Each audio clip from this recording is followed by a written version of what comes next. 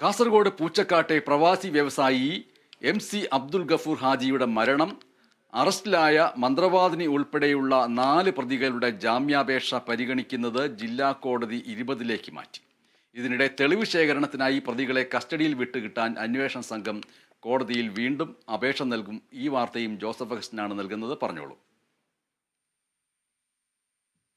ബനേഷ്, ഈ അബ്ദുൽ ഗഫൂർ ഹാജിയുടെ മരണവുമായി ബന്ധപ്പെട്ട് 4 പേരാണ് അറസ്റ്റിലായിട്ടുള്ളത്. ഈ അബ്ദുൽ ഗഫൂർ ഹാജിയിൽ നിന്ന് 596 പവനോളം ഇവർ കരസ്ഥമാക്കിയിട്ടുണ്ട്. ഇത് വിവിധ സഹകരണ ബാങ്കുകളിലും ജ്വല്ലറികളിലും നിക്ഷേപിക്കുകയും കച്ചവടം നടത്തുകയും പണയപ്പെടുത്തുകയും ചെയ്യുന്ന ഒരു സാഹചര്യമാണ് നിലവിലുണ്ടായിരുന്നത്. അതുകൊണ്ട് തന്നെ ഇത്തരം ഈ 596 പവനോളം കണ്ടെത്തേണ്ടതുണ്ട്.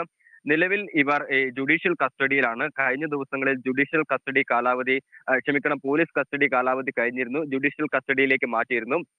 വീണ്ടും പോലീസ് കസ്റ്റഡിയിലേക്ക് മാറ്റാനുള്ള അപേക്ഷ കോടതി മുൻപാകെ നൽകും. അവർ പറയുന്ന പ്രധാനപ്പെട്ട ഒരു കാര്യം ഇതാണ്. അതായത് മുംബൈ, ഡൽഹി തുടങ്ങിയ സ്ഥലങ്ങളിൽ, അതുപോലെ തന്നെ കൊച്ചി, കർണാടക, കണ്ണൂർ എന്നിവിടങ്ങളിലും വ്യാപകമായ രീതിയിൽ ഈ സ്വർണം വിറ്റഴിച്ചിട്ടുണ്ട്. ഇത് കണ്ടെത്തേണ്ടതുണ്ട് എന്നാണ് അന്വേഷണ സംഘം വ്യക്തമാക്കിയിട്ടുള്ളത്. അതുകൊണ്ട് തന്നെയാണ് ഈ കസ്റ്റഡിക്ക് വേണ്ടി വീണ്ടും പോലീസ് കോടതിയെ സമീപിക്കുന്നത്. എന്തായാലും ഇതിൽ നിന്ന് പകുതിയോളം സ്വർണം പോലീസ് ഇപ്പോൾ കണ്ടെടുത്തിട്ടുണ്ട്.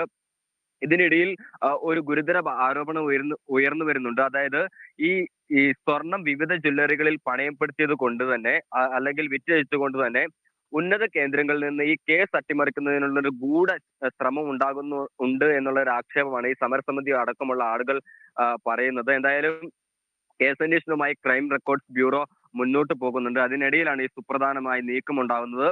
ഈ കസ്റ്റഡിയിൽ വീണ്ടും ആവശ്യപ്പെട്ടുകൊണ്ട് കൂടുതൽ സ്വർണം കണ്ടെത്തുന്നതിന് വേണ്ടിയിട്ടുള്ള ഒരു പരിശ്രമമാണ് പോലീസിന്റെ ഭാഗത്തു നിന്നുണ്ടാകുന്നത്. അതിനിടയിൽ തന്നെ ചില ഉന്നത കേന്ദ്രങ്ങളിൽ നിന്ന് ഈ കേസ് അട്ടിമറിക്കാനുള്ള ഒരു തീവ്ര ശ്രമവും നടക്കുന്നുണ്ട് എന്നാണ് ഉയരുന്ന ആക്ഷേപം. ബനേഷ്. ശരി ജോസഫ് അഗസ്റ്റിൻ.